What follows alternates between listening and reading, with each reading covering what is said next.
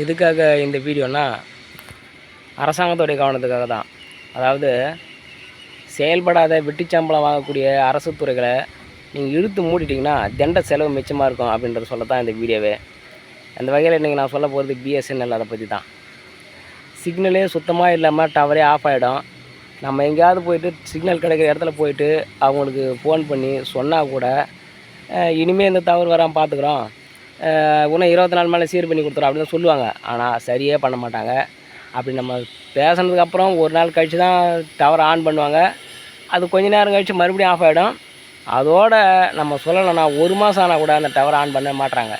அப்படி நான் மறுபடியும் போயிட்டு வெளியில் எங்கே வேறு எங்கேயாவது சிக்னல் கிடைக்கிற இடத்துல போய் ஃபோன் பண்ணி சொன்னோம்னா இனிமேல் அந்த தவறு வராமல் பார்த்துக்குறோம். இதே தான் சொல்கிறாங்களே தவிர வேலையே செய்கிறது கிடையாது.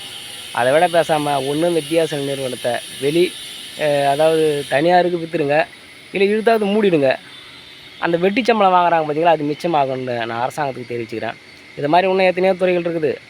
அரசாங்கம் வேலையில் இருந்துட்டு செயல்படாமல் வெட்டி சம்பளம் வாங்குகிற துறைகள், அது எல்லாத்தையுமே நீங்கள் மூடிட்டிங்கன்னா ரொம்ப நல்லா இருக்கும் அப்படின்றத தெரிவிச்சுக்கிறேன். இப்போ இந்த பிஎஸ்என்எல் நிறுவனத்தை முதல்ல இதில் வேறு சேட்டலைட்டு ஃபோன் வேறு வெளியிடுறாங்களாம்.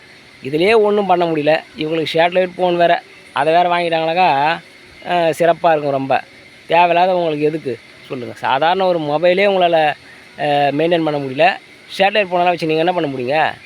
என்ன பண்ண முடியும் உங்களால்? அந்த திட்டத்தெல்லாம் விட்டுட்டு பேசாமல் அந்த இழுத்து மூடுங்க, அதான் நல்லது.